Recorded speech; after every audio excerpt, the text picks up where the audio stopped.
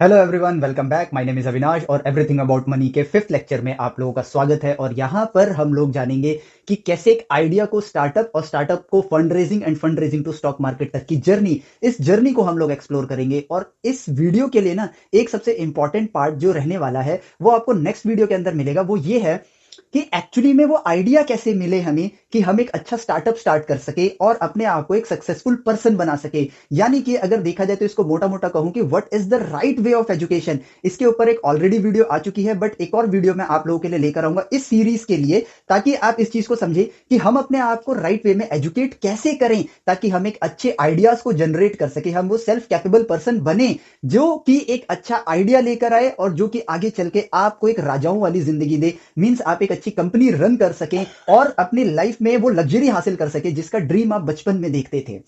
या अभी अगर छोटे बच्चे हो और आप ये वीडियो देख रहे हो, तो जो आप लग्जरी या जो अपनी लाइफ में आप अचीव करना चाहते हो उसको कैसे अचीव करोगे, ये वीडियो आपको वहां पर हेल्प करने वाली है। तो आइडिया कैसे जनरेट किया जाता है, कैसे अपने आप को राइट वे में एजुकेट किया जाए, वो नेक्स्ट वीडियो में होगा। बट इस वीडियो के अंदर हम ये मानेंगे कि आपके पास वो अच्छा आइडिया है और एक कंपनी किन किन फेजेस से गुजरती है एक बड़ी ब्रांड बनने के लिए, उन चीजों को हम लोग देखेंगे। और वो अपनी कंपनी को रन करने के लिए जो फंड रेज किया जाता है वो कैसे होता है, उस चीज के बारे में हम लोग जानेंगे। ठीक है, तो चलिए शुरू करते हैं।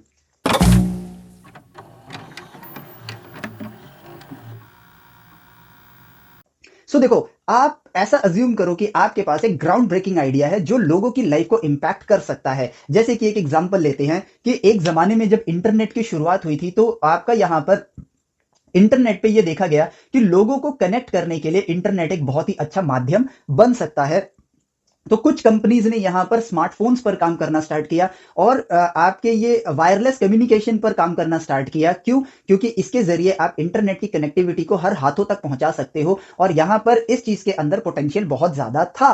तो इसी आइडिया को लेकर आगे चल के कई स्टार्टअप्स बने और आज वो कई स्टार्टअप्स आपके इतनी बड़ी कंपनीज बन चुकी हैं कि आप वहां पर जाना अपने आप में एक ड्रीम ड्रीम कम ट्रू की तरह लगने लगा है। लेकिन ये काम आप भी कर सकते हो, क्योंकि हर बड़ी कंपनी एक गराज से या एक बैकयार्ड से शुरू होती है, एक छोटे से रूम से स्टार्ट होती है और आगे चल के वही मिलियन डॉलर या बिलियन डॉलर इंडस्ट्री में कन्वर्ट होती है। सो all you need is an idea. चलो, तो आइडिया हमारे पास है, हम ऐसा अज्यूम करते हैं और उस आइडिया को हम सबसे पहले टेस्ट करते हैं अपने लोकल रीजन के अंदर कि क्या ये आइडिया वर्क करता है। और आपने जब ये टेस्टिंग करी तो आपके इस लोकल रीजन में इस आइडिया ने वर्क किया। और उसके बाद अब आपका अगला स्टेप क्या बनता है? आपका अगला स्टेप बनता है कि जिस भी कंट्री में आप हैं, उस कंपनी में वहां की जो गवर्नमेंट होती है वो ये चाहती है कि हर कोई पर्सन जो भी कोई काम कर रहा है उसकी जानकारी गवर्नमेंट को रहे, ताकि वो कोई इलीगल एक्टिविटी ना कर सके या कोई ऐसी चीज ना करे जिससे नेशन को हमारे खतरा हो। दैट इज वाई आपको यहां पर रजिस्ट्रेशन करवाना पड़ता है और रजिस्ट्रेशन के बाद आपकी कंपनी यहां पर एक नेम के साथ, आप एक नेम लेते हो अपनी कंपनी का, उसके अंडर में उसको रजिस्टर करवाते हो गवर्नमेंट को बताने के लिए कि हाँ आप इस कंपनी को ऑपरेट करने वाले हो। और कंपनीज कई टाइप के होते हैं, जैसे कि वन पर्सन कंपनी, यानी कि आप अकेले मालिक हो उस कंपनी के और आप उस कंपनी को खुद हैंडल करने वाले हो, या किसी के साथ पार्टनरशिप में कर रहे हो बट पार्टनरशिप के अंदर कुछ कंडीशंस हैं, तो लिमिटेड लाइबिलिटी पार्टनरशिप एलएलपी में आप रजिस्ट्रेशन कराते हो। या फिर आपका सपना एक प्रॉपर एक बड़ी मल्टीनेशनल कंपनी बनाने का है, सो आप यहां पर एक प्राइवेट लिमिटेड फर्म को रजिस्टर कराते हो, जो शुरुआत में तो छोटी होती है लेकिन प्राइवेट लिमिटेड फर्म के पास ग्रोथ की सारी अपॉर्चुनिटीज होती हैं एक मल्टीनेशनल कंपनी बनने के लिए। अब ये प्राइवेट लिमिटेड कंपनी क्या होती है, इसके ऊपर एक सेपरेट वीडियो रहेगी, तो उसको भी आप देखिएगा, वो जल्द ही इसी सीरीज के अंदर आपको देखने को मिलेगी। ठीक है, अब देखो, आपने अपनी कंपनी को रजिस्टर करवाया और कंपनी को एज अ ब्रांड एस्टेब्लिश करने के लिए आपने अपनी कंपनी का एक नेम भी लिया, नेम एंड लोगो ये आपने डिजाइन किया और रजिस्ट्रेशन आपने करवा लिया। अब उस रजिस्ट्रेशन के बाद आपने अपनी कंपनी में जो लोकल्स में आप अभी अपने अपने सराउंडिंग में जो आप इस सर्विसेज को दे रहे थे, अब प्रॉपर एक कंपनी के नेम से आप उस सर्विस को प्रोवाइड करना स्टार्ट करोगे और अपने अपने आप को रिव्यू करोगे कि हमारी सर्विसेज कैसी चल रही हैं, क्या जो प्रोडक्ट मैं डेवलप कर रहा हूं वो लोगों को पसंद आ रहा है या नहीं आ रहा है। और अगर वो आ रहा है तो अब आपको कंपनी की जो सबसे इंपॉर्टेंट चीज देखनी होगी वो देखनी होगी ग्रोथ। आपको अपनी कंपनी को स्केल अप करना है।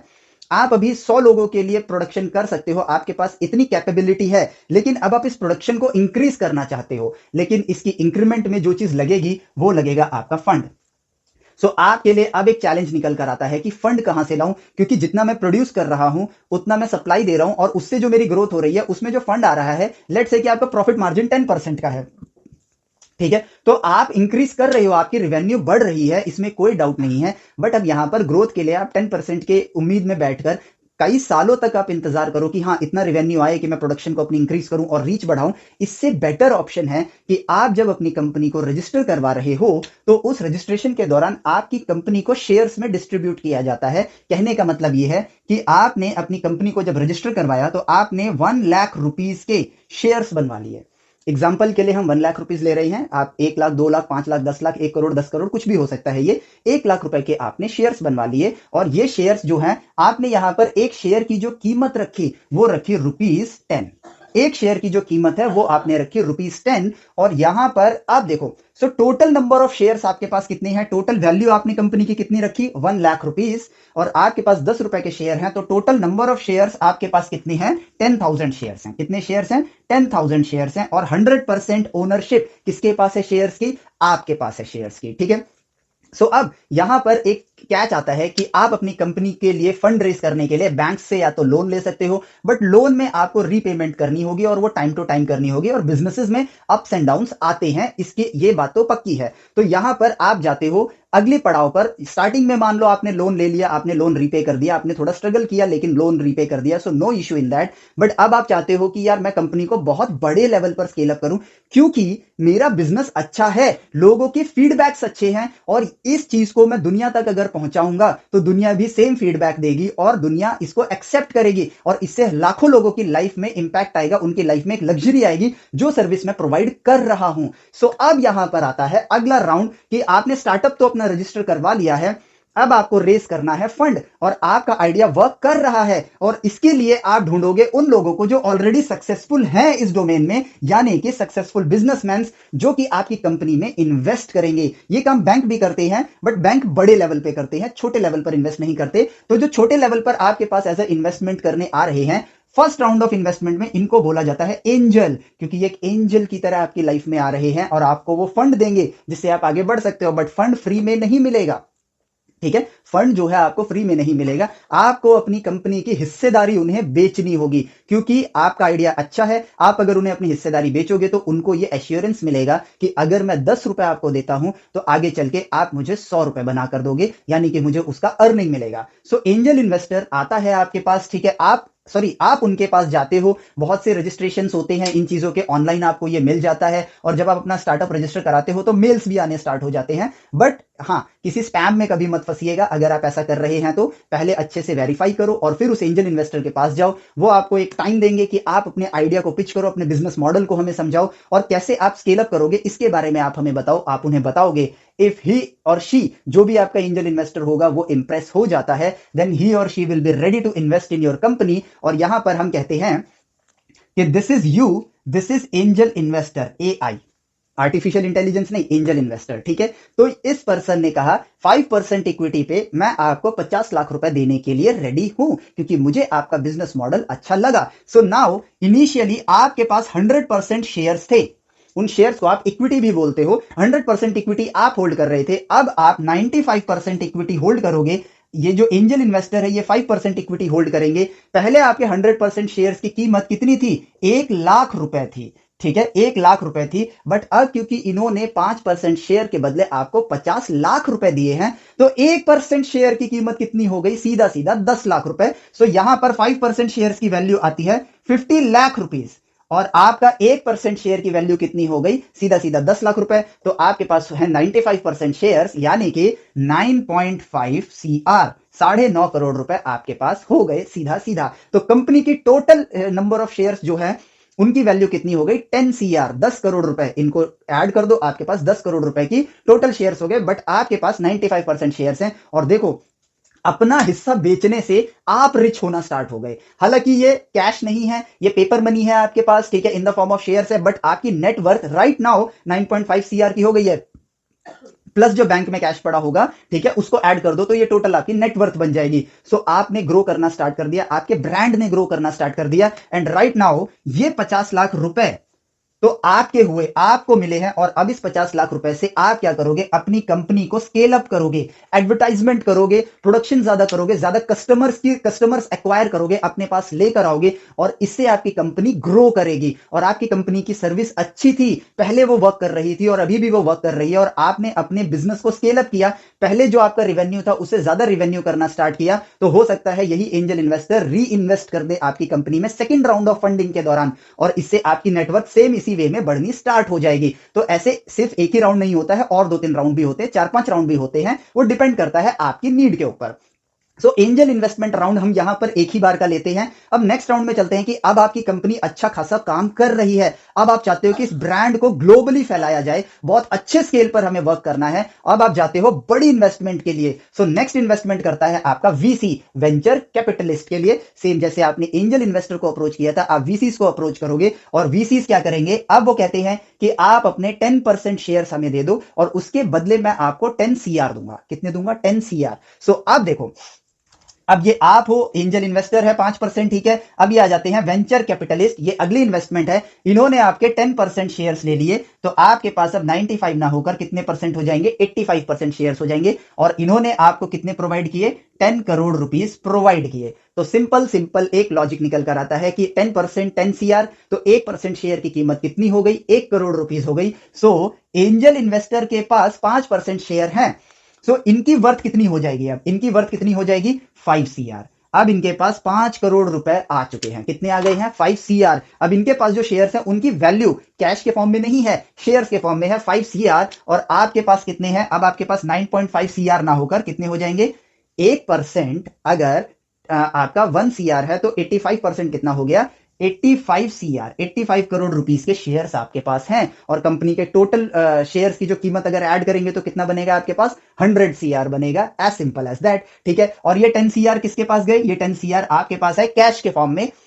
ये 10 CR आपने अपनी कंपनी को बहुत ही ज्यादा फास्ट वे में ग्रो करने के लिए आपने यूटिलाइज किया। इसमें से मान लीजिए 2 करोड़ रुपीस आपने एडवर्टाइजमेंट में यूटिलाइज करे, 3 to 4 crore rupees production increase करने में लगाई, फिर आपकी सप्लाई चेन को बढ़ाने के लिए रिमेनिंग पैसा आपने लगा, और इंप्लॉइज को सैलरी देने के लिए भी आपने इस पैसे को यूज किया, क्योंकि नए इंप्लॉइज लिया आपने। इनिशियली आपके पास फंड तब आएगा जब प्रोडक्शन बढ़ेगी, तो इनिशियल स्टेज में सैलरी देने के काम आया, प्रोडक्शन इंक्रीज करने के काम, एडवर्टाइज करने के काम, इन कामों में इस पैसे का आपने यूज किया। और वीसी भी पैसा तभी लगाएगा जब फर्दर ग्रोथ की उम्मीद उनको होगी, तभी वो पैसा लगाएंगे। सो ग्रोथ की उम्मीद है, इट मींस आपका आइडिया अच्छा होगा, तभी ग्रोथ की उम्मीद उनको नजर आएगी, और तभी वो पैसा लगाएंगे। और अब देखो, एंजल इन्वेस्टर का तो प्रॉफिट ऑलरेडी हो चुका है, इन्होंने 50 लाख रुपीस लगाए थे। अब अगर ये अपने शेयर किसी को हैंड ओवर करेंगे तो 5 करोड़ रुपीस ये इन कैश कर सकते हैं, मतलब उसको कैश में ट्रांसफॉर्म कर सकते हैं। लेकिन अभी भी ये रुकेंगे नहीं, अभी ये शेयर्स अपने पास रखेंगे, क्योंकि जितना परसेंट इनके पास शेयर्स है, उतना परसेंट जो आप रेवेन्यू जनरेट, प्रॉफिट जनरेट कर रहे हो, उतना उतना परसेंट आपको इनके साथ शेयर भी करना होता है।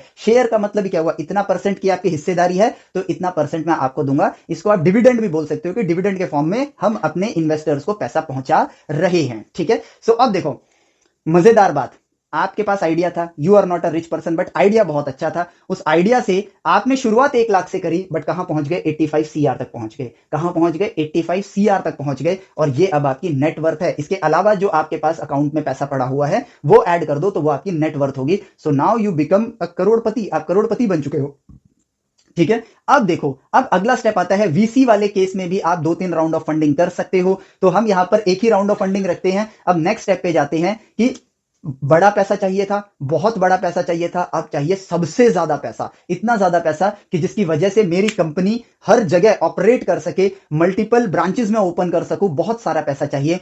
तो बहुत सारा पैसा किसी एक इंसान के पास नहीं होता है, वो किसके पास होता है, पब्लिक के पास होता है। कैसे, बैंक्स किसकी वजह से चल रही हैं, पब्लिक के पैसों से चल रही है, ठीक है। आपके गवर्नमेंट कैसे रन कर रही है, पब्लिक से लिए हुए टैक्सेस की वजह से रन कर रही है। एक आदमी के पास ज्यादा पैसे नहीं होते हैं, लेकिन बहुत सारे लोगों को मिला दिया जाए, और उनसे अगर आप थोड़ा थोड़ा भी लोगे, तो आपके पास उतना आ जाएगा जितना ये एंजल इन्वेस्टर और वीसी भी आपको प्रोवाइड नहीं कर सकते हैं। But they are intelligent people, तभी इन्होंने इनिशियल स्टेजेस में इन्वेस्ट किया, और अब देखना इनको क्या प्रॉफिट होगा, इस चीज को मैं आपको समझाता हूं।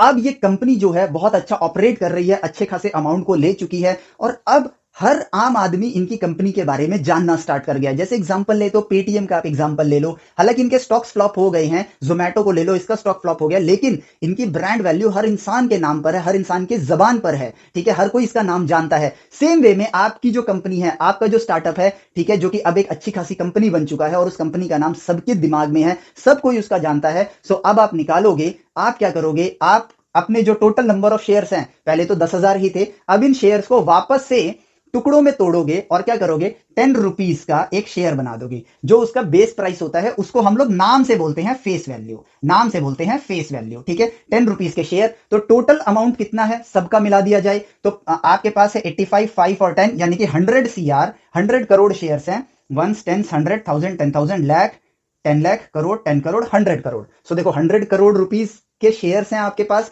डिवाइड कर दो उसको 10 से, तो एक जीरो हम कम कर देते हैं, तो सीधा सीधा आपके पास 10 करोड़ शेयर्स हैं। तो यहां पर अगर मैं बात करूं तो आपके पास कितने शेयर्स हैं, 8.5 CR शेयर्स हैं। इनके पास कितने शेयर्स हैं, इनके पास शेयर्स हैं आपके यहां पर 0.5, ठीक है, 0.5 CR, यानी कि 50 लाख शेयर्स हैं, 0.5 CR शेयर्स, और इनके पास कितने हैं, 1 CR, 1 करोड़ शेयर्स हैं, ठीक है। तो टोटल मिला दो आपके 10 करोड़ हो जाते हैं। तो इतने नंबर ऑफ शेयर्स अब ये लोग होल्ड करते हैं, और अब ये कहां जाते हैं, ये जाते हैं नेशनल स्टॉक एक्सचेंज और बॉम्बे स्टॉक एक्सचेंज के पास। इंडिया की अगर है तो national stock exchange and Bombay stock exchange के पास जाते हैं, क्योंकि इन्हीं का कनेक्शन डायरेक्टली पब्लिक के साथ होता है। ये बोलते हैं कि आप हमें थोड़ी सी फीस दे देना, ठीक है, इस काम को करने के लिए। सो वी आर रेडी, हमारी कंपनी अच्छा परफॉर्म करेगी आईपीओ में, इस उम्मीद में हम इनको कुछ फीस देते हैं, ठीक है। और ये बैंक्स को अप्रोच करते हैं और डिफरेंट डिफरेंट मीडिया हाउसेस को अप्रोच करते हैं आपके शेयर्स को सेल आउट करने के लिए, जिसमें आप पहली बार अपने शेयर्स को पब्लिक को बेचने वाले हो, इसलिए इसका नाम होता है आईपीओ,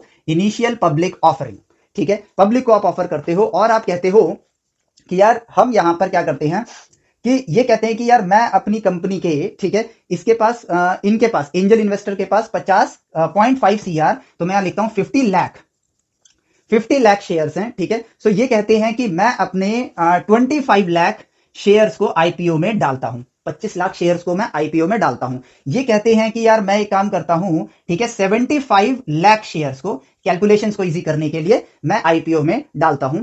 और यहां पे ये दोनों मिला के कितने हो गए, 1 करोड़ शेयर्स हो गए, और ये कहते हैं कि मैं अपने 1 करोड़ शेयर्स को मार्केट में उतारता हूं।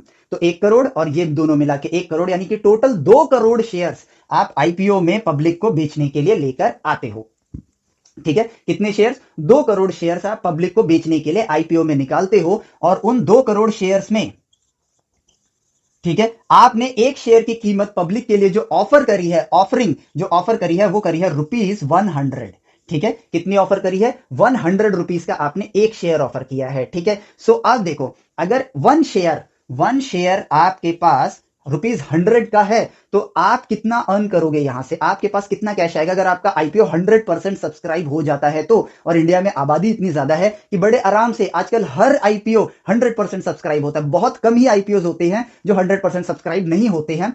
सो आपने स्टॉक मार्केट में national stock exchange, Bombay stock exchange के जरिए अपने शेयर्स को बेचा, और अब देखो आपकी नेटवर्थ किस तरह से काम करेगी, ठीक है। आपके पास कैश कितना आएगा, एक शेयर ₹100 का, 1 करोड़ शेयर आपने निकाले, तो कैश कितना आ गया आपके पास, 100 CR का। कितना आ गया, 100 CR का आ गया। 25 लाख में 100 मल्टीप्लाई करोगे तो 25 लाख में अगर एक जीरो मैं जोड़ता हूं तो 2.5 करोड़ रुपए होता है, और एक जीरो और जोड़ता हूं तो कितने होते हैं, वो 25 करोड़ रुपए हो जाते हैं। तो 25 करोड़ रुपीस यहां आ गए। सिमिलरली यहां पर कितने आ जाएंगे आपके पास, 75 करोड़ रुपीस आ जाएंगे। कितने आ जाएंगे, 75 करोड़ रुपीस। तो टोटल आपने कितना ले लिया, सॉरी 100 CR, यहां पर 100 CR हो जाएगा, तो टोटल हो गया आपके पास 200 करोड़। कितना रुपए आपने गेन किया, 200 करोड़। 100 करोड़ आपके पास, ताकि आप अपनी कंपनी को, किधर गई आपकी कंपनी, छोड़ो, आप अपने कंपनी पे उस पैसे को यूज कर सकते हो। और ये जो एंजल इन्वेस्टर था, इसके देखो, इन्होंने 50 लाख रुपए इन्वेस्ट किए थे, और अभी इन्होंने 50% शेयर्स को ही मार्केट में सेल आउट किया, और इनके पास कितने आ गए, 25 करोड़ रुपए। अभी भी ये 2.5% की ओनरशिप होल्ड करते हैं, ठीक है। और ये 75%, यानी कि 1/3, ठीक है, 3/4 शेयर्स इन्होंने बेच दिया, स्टिल ये शेयर्स को होल्ड करते हैं। बट इन्होंने जितना रुपए लगाया था उससे ज्यादा कमा लिया, अर्न कर लिया, और इस बार तो कैश के फॉर्म में है। फाइनली इन्होंने अपनी इन्वेस्टमेंट से अर्निंग कर ली, इन्होंने भी कर ली। और सबसे ज्यादा अर्निंग किसने करी, जिसके पास आइडिया था। तो आइडिया ही सबसे ज्यादा पैसा अर्न करता है। और अब देखो, यहां पर आपने 1 करोड़ शेयर्स लगाए थे, ठीक है, और आपने 100 करोड़ अर्न कर लिए, तो आपके पास अभी कितने शेयर्स बचे हैं? 7.5 करोड़ शेयर्स बचे हैं। Out of total number of shares, total number of shares कितने थे? 10 करोड़, यानी कि 75% इक्विटी अभी आप होल्ड कर रहे हो। सो आपकी नेटवर्थ कितनी हो जाएगी? आपकी नेटवर्थ, ठीक है, तो एक शेयर अगर 100 रुपए का है तो 7.5 करोड़ शेयर कितने के होंगे? 750 CR, 750 करोड़ रुपए के आपकी नेटवर्थ, प्लस बैंक में जो कैश है, शेयर्स की वैल्यू प्लस बैंक में जो कैश है उसको जोड़ दो, आपकी नेटवर्थ यहां पर निकल कर आ गई। आप देखो यहां पर 100 करोड़ के ओनर बन चुके हो, और आपकी कंपनी क्योंकि एक ब्रांड है, अब आपकी कंपनी इतनी बड़ी हो चुकी कि आप हजारों लोगों को जॉब्स भी प्रोवाइड कर रहे हो, उनकी लाइफ में इंपैक्ट लेकर आ रहे हो। An idea can change your life, but that idea should work. यहां पर आपका आइडिया वर्क करना चाहिए। नेक्स्ट वीडियो के अंदर मैंने जो बताया था स्टार्टिंग में ही, हम इस चीज पे ध्यान देंगे कि कैसे हम अपने आप को सही डायरेक्शन में एजुकेट करें ताकि हम ऐसे आइडियाज जनरेट कर सके। और ये आइडियाज वर्क करते हैं। एप्पल, माइक्रोसॉफ्ट, फेसबुक, आपके जितने भी सोशल मीडिया साइट्स हैं, ठीक है, आपकी मोबाइल कंपनीज, आपके फैन, टेलीविजन, ट्यूबलाइट्स, ये सब आपकी लाइफ को इंपैक्ट करते हैं। ऐसे आइडियाज को आपको ढूंढना है और आपकी लाइफ देखो यहां पर पूरी की पूरी चेंज हो जाएगी, ठीक है। और फाइनेंशियल नॉलेज होनी चाहिए। ये मनी सीरीज को लॉन्च करने के पीछे रीजन यही है कि जब हमें ये पता होगा तभी तो हम अपने आइडिया को इस फेज से गुजारेंगे। हमें पता ही नहीं होता है, और जब तक पता चलता है कभी कई कई कई बार तो ये होता है कि एज ही निकल जाती है। तो ऐसा नहीं करना है, हमें ये जानकारी होनी चाहिए ताकि आज अगर हम स्टूडेंट हैं तो हम अपने आप को रेडी करें फ्यूचर में फंड रेज करने के लिए। इसका आइडिया हमें हो तभी हम उन आइडियाज पे काम करना स्टार्ट करेंगे जिनसे हम फंड रेज कर पाएंगे, ठीक है। सो देखो आपकी नेटवर्थ 750 प्लस बैंक बैलेंस जोड़ दो, आपकी नेटवर्थ आ गई, आपकी वैल्यू आ गई, या आपकी कंपनी की वैल्यू आ गई। और अब मजेदार बात, इस इन्वेस्टर ने अर्न किया, कैश भी अर्न किया और अभी भी कंपनी के अंदर होल्डिंग है। इस इन्वेस्टर ने भी अर्न किया, 10 करोड़ लगाए थे, 75 करोड़ रुपीस गेन करे और इनके पास भी होल्डिंग है। और अब पैसा पब्लिक के पास जा चुका है। शेयर उठे या डूबे, पब्लिक अपने शेयर्स एक दूसरे में ही बेच सकती है, और वो कहां बेचेगी? स्टॉक मार्केट के अंदर। उसी में खेल चलता रहता है कि हाँ, किसी ने कमा लिया तो किसी ने गवा दिया। स्टॉक मार्केट के अंदर सिंपल सा रूल है, एक प्रॉफिट करेगा तो एक लॉस करेगा, आपस में होता रहता है। बट जैसा कि मैंने बताया है, अगर आप सीरीज को देखते आ रहे हो, ABCD, इन 4 किस्म के लोग होते हैं। जो मेंटली ज्यादा स्ट्रांग है वही है आपके ये एंजल इन्वेस्टर और वेंचर कैपिटलिस्ट, क्योंकि इन्होंने ऐसे टाइम पर इन्वेस्ट किया जब इनको नीड थी, और सबसे ज्यादा प्रॉफिट भी यही अर्न करते हैं। लास्ट में तो वही है स्टॉक मार्केट वाली बात, पब्लिक, किसी ने कमाया तो किसी ने गवाया, और कोई भी इनके जितना रिटर्न हासिल नहीं कर पाएगा। अब जैसे कि एग्जांपल दे, आपका पेटीएम का शेयर लेते हैं, पेटीएम का स्टॉक डूब गया तो किसका पैसा डूबा? आईपीओ में जिस पब्लिक ने पैसा लगाया था उसका डूबा, ठीक है। हालांकि ओनर का भी नेटवर्थ कम होती है, इसमें कोई दो राय नहीं है। इसीलिए स्टॉक मार्केट में आने के बाद भी कंपनी ये नहीं चाहती कि उनके स्टॉक की प्राइस कम हो। लेकिन यहां पर अगर आपके एंजल इन्वेस्टर और वेंचर कैपिटलिस्ट की बात करें तो ये कौन थे? वैरन बफे, दुनिया के सबसे बड़े इन्वेस्टर, और आपके जैक मा, अलीबाबा के फाउंडर जो हैं, उन्होंने पेटीएम में इन्वेस्ट किया था, और उन्होंने कितनी वेल्थ जनरेट करी होगी यहां से, क्योंकि आईपीओ में उस शेयर को 2100 रुपीज पे लॉन्च किया गया था। बट उन्होंने थोड़ी ना एक शेयर के लिए 2100 रुपीज दिए होंगे, उन्होंने तो जो भी वैल्यू दी होगी, मान लो एक शेयर के लिए उन्होंने 100 रुपए दिए होंगे और उनको 2100 इन रिटर्न मिल रहा है, यानी कि 21 times they are getting the return. और उनको जरूरी नहीं है कि सारे शेयर्स बेचने की जरूरत है। The thing is, simple mathematics लगाते हैं कि अगर मैंने एक शेयर 10 रुपए पे खरीदा है, ठीक है, और अगर ये 25 रुपए पे बेचा जाए, ठीक है, मान लो मैंने दो शेयर्स खरीदे 20 रुपए के भाव पर, और एक शेयर 25, यानी कि दो शेयर 50 रुपए पे बिक रहे हैं अभी, तो मुझे दोनों शेयर बेचने की जरूरत नहीं है, मैं सिर्फ एक शेयर बेचूंगा। अगेन 20 से ज्यादा तो अभी भी है ना, 25 रुपए मुझे मिल रहे हैं, तो एक शेयर में ही मैंने दोनों शेयर की कीमत प्लस 5 रुपए प्रॉफिट अर्न कर लिया, तो एक शेयर की होल्डिंग में अभी भी अपने पास रखूंगा। सो इसी तरह उन्होंने, जैक मा और आपके वैरन बफे ने पेटीएम के थ्रू अर्न किया, बट पब्लिक का पैसा अभी भी फंसा हुआ है, ठीक है। पब्लिक आपस में लड़ाई कर रही है, मैं यहां से कमाऊंगा, शॉर्ट करूंगा, सेल करूंगा, बाय करूंगा। तो स्टॉक मार्केट लास्ट स्टेज में आता है। पब्लिक देखो, सबसे रिच जोन कौन सा होता है? पब्लिक का होता है।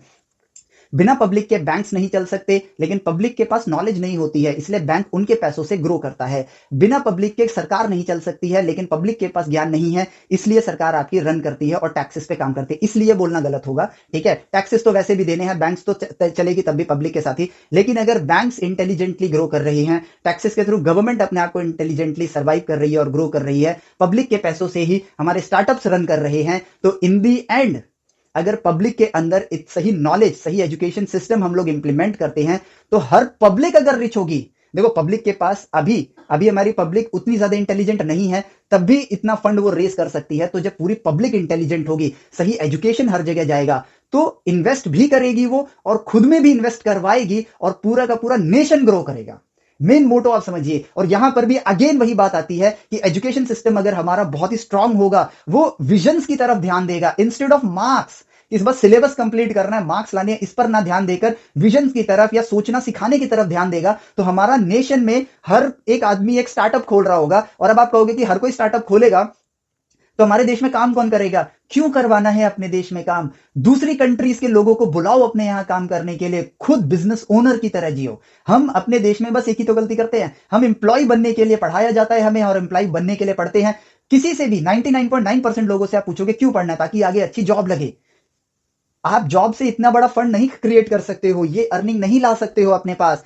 जैसे डेवलप्ड कंट्रीज करते हैं, वो कंपनीज क्रिएट करते हैं ताकि दूसरी कंट्रीज के जो डेवलपिंग नेशन है, जो अंडर डेवलप्ड नेशन है, वहां के लोग आके इनके लिए काम करें। तो जब तक आप काम करते रहोगे तो समय कहां बचेगा इन सब चीजों के लिए? ये नहीं कह रहा कि काम मत करो, काम करो, लेकिन उस काम के बीच में एक समय निकालो अपने काम को करने के लिए। क्योंकि जब आपका काम चलना स्टार्ट हो जाएगा तो दुनिया आपके अंडर में काम कर सकती है, और उसी के लिए हमको अपने आप को इस लायक बनाना है कि हमारे पास ऐसे आइडियाज हों। मेजॉरिटी लोगों के पास आइडियाज है, पर ये फाइनेंस की नॉलेज नहीं है, दैट इज वाई वो इनिशिएट भी नहीं करते हैं। तो यहां पर इस केओस को हमें खत्म करना है, एंट्रोपी को हमें काबू में करना है। जितनी एंट्रोपी हमारे काबू में रहेगी उतना हमारा देश आगे बढ़ेगा। इस चीज पर हमें ध्यान देना है, ठीक है। सो ये देखो, फाइनली एक आइडिया स्टार्टअप आपने रजिस्टर किया, आइडिया से स्टार्टअप रजिस्टर किया, फंड रेज किया, और फंड रेज करने के बाद स्टॉक मार्केट में लेकर आए, और फाइनली आपकी नेटवर्थ देखो कितनी बढ़ गई।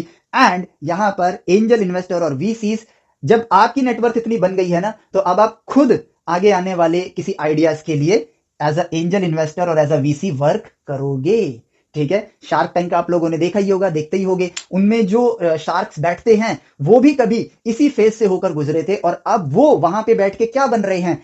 एंजल इन्वेस्टर और वीसी ही तो बन रहे हैं। और क्या कर रहे हैं वो? उनके पास नए नए स्टार्टअप्स के आइडिया आते हैं, वो उसमें इन्वेस्ट करते हैं, अच्छा लगता है तो, नहीं लगता है तो रिजेक्ट कर देते हैं। So all you need is a great idea to change humans lives. इन चीजों पर आपको काम करना है, और आइडियाज के लिए आप रिसर्च कर सकते हो, या कोई ऐसी चीज ढूंढ सकते हो जो मार्केट में प्रेजेंटली है बट आप उसको और बेहतर तरीके से दे सकते हो, कोई डिस्कवरी कर सकते हो। बहुत सी चीजें हैं आइडियाज को जनरेट करने के लिए। For that you need the right way of education. उस चीज की आपको सबसे ज्यादा जरूरत है, और स्टेम वेदास ट्राई करेगा हर चीज आपको राइट वे में प्रोवाइड करने की। बस आप लोगों का साथ चाहिए। तो सब्सक्राइब करो इस चैनल को और जुड़े रहो हमारे साथ। हम आपको ऐसी नई नई चीजें लाकर देते रहेंगे, और हम कम्युनिटी बिल्ड करना चाहते हैं। इट्स नॉट ऑल अबाउट कि यार बस हम कुछ बोले आप सुनो, नहीं, आप अपना भी इनपुट हमें दो। आप जिन चीजों के बारे में जानना चाहते हो या जो नॉलेज आपके पास है, आपको मैं कहता हूं कि आप उस चीज पे वर्क करना स्टार्ट करो और शेयर करो हमारे साथ।